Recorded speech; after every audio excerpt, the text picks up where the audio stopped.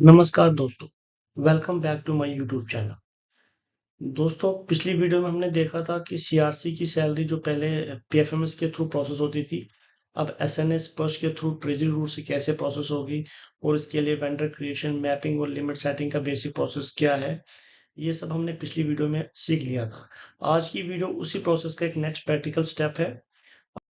आज मैं आपको जेके बेसिस पर एसएनए बिल क्रिएशन का complete process step by step practically समझाऊंगा।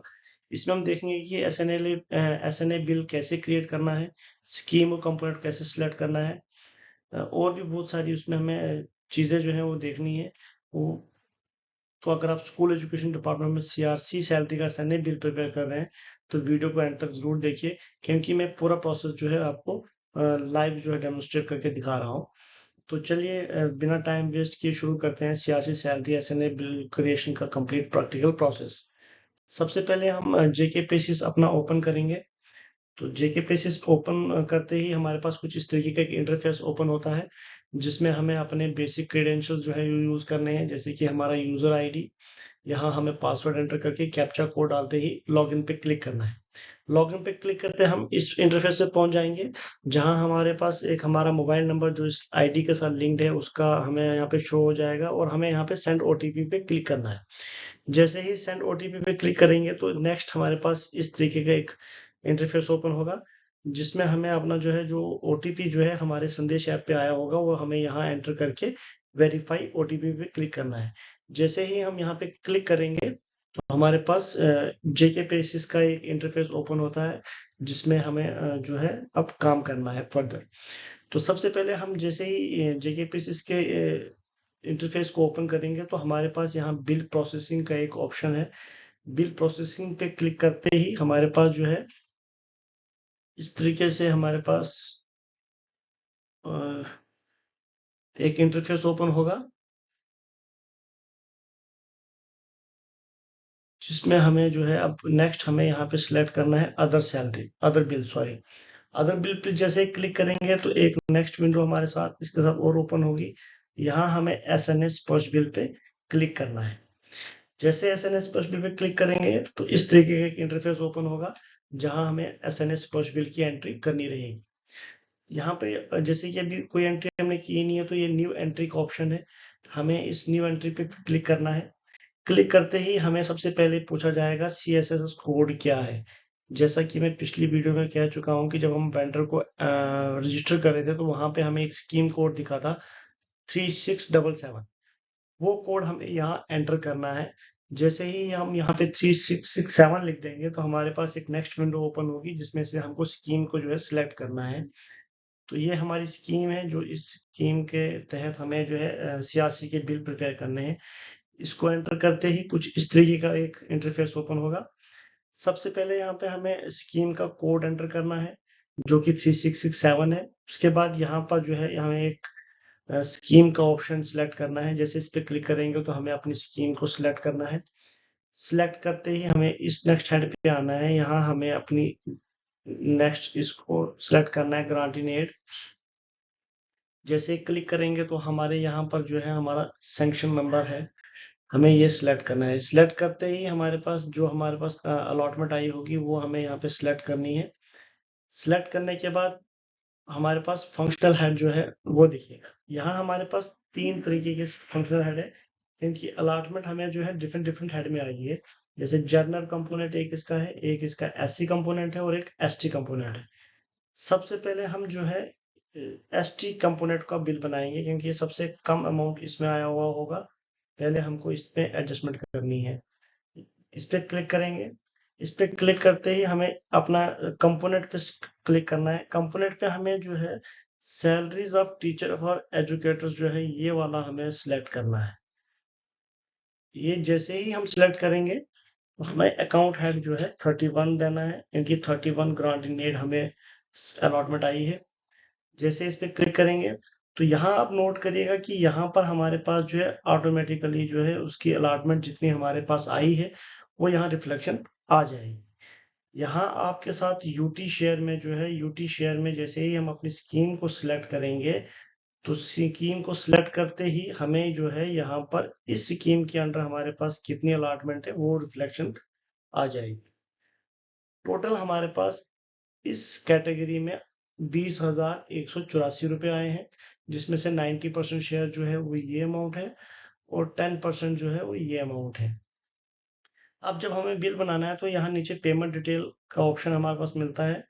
यहाँ हमें वेंडर को सिलेक्ट करना है।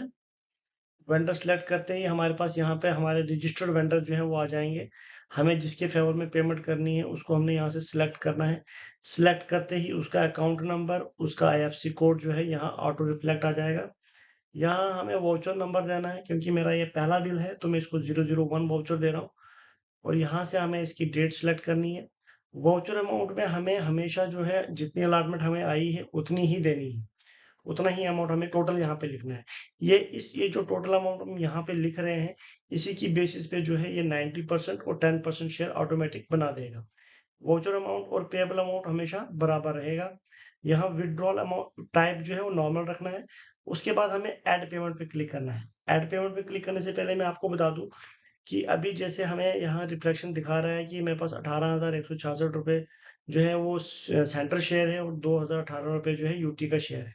मैंने इन दोनों का टोटल जो है अपने टोटल अमाउंट में लिख दिया है, लेकिन यहाँ एक एरर है।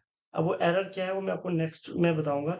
जैसे ही ऐड पेमेंट पे क्लिक करता हूँ तो ऐड पेमेंट पे क्लिक करने के बाद मुझे ये डाटा को सेव करने के लिए पॉपअप आएगा, तो मुझे इस पे ओके करना है। ओके करते ही आप ये देखिएगा कि ये देखिए यहाँ पर ग्रॉस अमाउंट जो है मैंने बिल में बनाया वो 90% के हिसाब से 18,165 बनाया, जो कि अंडर मेरी बजट में है। लेकिन यहाँ जो 10% शेयर इसने बनाया है वो 2019 में बनवाया है, जबकि मुझे अलॉटमेंट 2018 रुपए ही हुई है। तो अब जब मैं इसको सेव करूंगा तो ये मुझे एरर देगा कि मेरे पास सफिशिएंट बैलेंस नहीं है। उसका रीजन ये है कि ये जब हमें अलॉटमेंट होती है उस टाइम पे हमें जो है टोटल अमाउंट की अलॉटमेंट होती है। जैसे 20,184 रुपए हमें इस हेड में आया था, तो उसका 90 और 10% करके इन्होंने यहाँ पे हमें अलॉटमेंट दी। उसके हिसाब से हमारा 90% 18,166 बन रहा था और 10% जो है 2018 में बन रहा था। लेकिन जब बेसिस में मैंने टोटल अमाउंट 20,184 एंटर किया, वहां से मुझे जो 90% सिस्टम ने बना के दिया वो 18,165 था और यहाँ 10% 2019, मतलब 90% में 1 रुपया इसने कम दिया और 10% में 1 रुपया बढ़ा दिया, जिसकी वजह से जो है मेरे को अलॉटमेंट बराबर नहीं है। अब इसको मीट आउट करने के लिए क्या करना पड़ेगा, मुझे यहाँ पे थोड़ा सा अमाउंट को कम करना पड़ेगा। इसके लिए सबसे पहले मैं इसको यहाँ डिलीट का जो ऑप्शन है मैं डिलीट कर देता हूँ। डिलीट करते ही ये डिलीट सक्सेसफुली हो गया, इसको ओके कर दूंगा। तो यहाँ मैंने फिर से ये अमाउंट डाल दिया और अमाउंट अब मैंने 20,180 रुपए डाला है। वो इसलिए डाला क्योंकि यहाँ पर देखिए अब 2018 रुपए एग्जैक्ट वही अमाउंट आ रहा है जो 10% मेरे पास है। और यहाँ पर देखिए इसने 90% 18,162 बना दिया है। जनरली अब आपको क्या करना है कि अब आपको जब भी यहाँ पर आपको वाउचर अमाउंट डालना है, वाउचर अमाउंट हमेशा आप जो है ये जो आपके पास 10% है, इसमें एक जीरो एंटर करने के बाद वो वाला अमाउंट जो है यहाँ पे डाल दीजिए। उससे क्या होगा कि आपको 10% शेयर जो है कभी कम नहीं होगा। ये एंटर करने के बाद यहाँ नीचे एक ऑप्शन है सेव का, मुझे इस सेव पे क्लिक करना है। सेव पे क्लिक करते ही ये पॉपअप ओपन होगा, यहाँ ओके क्लिक कर दूंगा तो ये मेरा डाटा जो है सेव हो गया है और मेरे ये 2 बिल जनरेट हो गए हैं, एक यूटी शेयर का और एक सेंटर शेयर का। ये दोनों बिल जनरेट हो गए हैं। इसको मैं ओके पे क्लिक करूंगा। ओके पे क्लिक करते ही यहाँ एक ऑप्शन और आ जाएगा, सेंड टू चेकर। इस पे क्लिक करते ही मेरा जो ये वाला बिल है ये वाला सेंड टू चेकर हो गया। ये तो आपका एक ग्रांट का हो गया। इसी तरीके से आपको दूसरी स्कीम के लिए भी करना है। जैसे अब दोबारा से मैं यहाँ पे एंटर करूंगा स्कीम अपनी 3667, तो यहाँ से मैं स्कीम को सिलेक्ट करूंगा। स्कीम को सिलेक्ट करने के बाद मेरी नेक्स्ट स्कीम जो है यहाँ पे ग्रांट इन एड को मैं सिलेक्ट करूंगा। यहाँ पे करो, यहाँ पर अब पहले मैंने ये वाली की थी, अब मुझे ये वाली यूज करनी है। ये मेरा एससी शेयर है। जैसे इस पे क्लिक करूंगा तो यहाँ सेम उसी तरीके से मुझे कंपोनेंट में सैलरी फॉर टीचर्स जो है ये सिलेक्ट करना है। सिलेक्ट करने के बाद यहाँ 31 जो है ये अकाउंट हेड सिलेक्ट करना है। सिलेक्ट करते ही मुझे ये इस अकाउंट में मेरे पास 90% कितना अलॉटमेंट आया है और ये 10% में कितना अलॉटमेंट आया है ये शो कर देगा।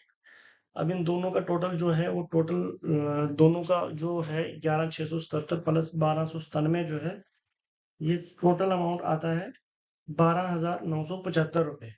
अब जैसे ही मैं 12975 जो है नेक्स्ट कॉलम में लिखूंगा तो ये इसका एरर फिर से देगा मुझे। अब मैंने यहाँ वेंडर सेलेक्ट किया, अपनी वेंडर को सिलेक्ट कर दिया है मैंने, यहाँ उसका अकाउंट नंबर और उसका IFSC कोड आ चुका है। दूसरा बिल बनाने जा रहा हूँ तो 002 सेलेक्ट कर दिया है, यहाँ डेट एंटर कर दी है।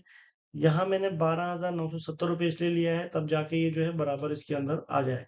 अगर मैं यहाँ पे 12,975 रुपये लेता तो मुझे वो इनसफिशिएंट बैलेंस का एरर देता। इसको मीट आउट करने के लिए मैंने यहाँ से इसको थोड़ा सा कम अमाउंट लिया है, तो 12,970 मैंने वाउचर अमाउंट रखा, पेएबल अमाउंट सेम नॉर्मल कर दिया।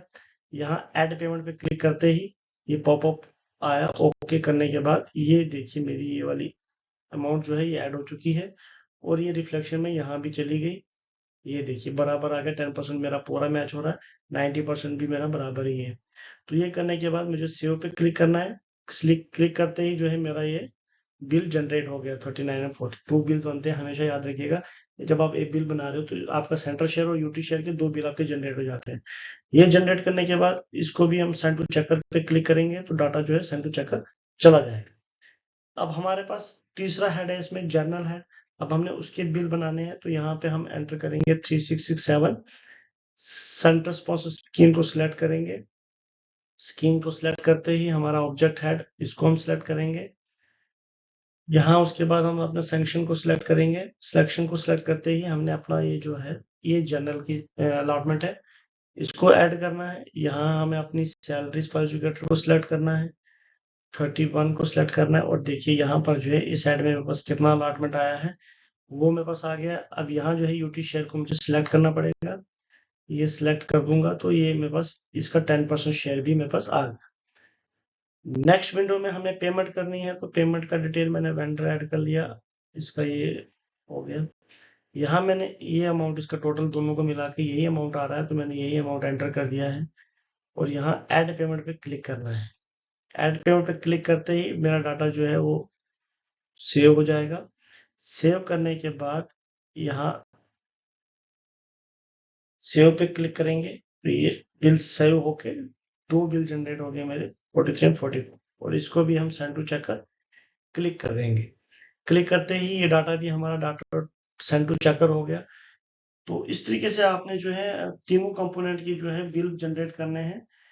इसमें एक मैं आपको बात बता दूं कि आपको हमेशा जो है सबसे छोटे वाले हेड से स्टार्ट करना है, क्योंकि अगर कहीं आपके पास अमाउंट का कुछ थोड़ा बहुत ऊपर नीचे हो जाए, मतलब आपका अलॉटमेंट बराबर नहीं है, तो जनरल अकाउंट में हमेशा जो है अलॉटमेंट ज्यादा रहती है, तो उस वाले को आप वहां से मीट आउट कर सकते हैं। इस तरीके से आपको जो है SNA के बिल तैयार करने हैं और तैयार करने के बाद ये आप उसके बाद डैशबोर्ड पे क्लिक करते ही डैशबोर्ड पे आ जाएंगे। डैशबोर्ड में आप दिखा रहा है बिल फॉरवर्डेड टू चेकर 6, क्योंकि मैंने 3 बिल जनरेट किए हैं तो तीनों बिल के जो है 2-2 बिल जनरेट हुए हैं तो 6 बिल जो है मेरे चेकर में चले गए। तो ये था कंप्लीट प्रोसेस कि आप अपने SNA बिल जो है वो कैसे तैयार कर सकते हैं।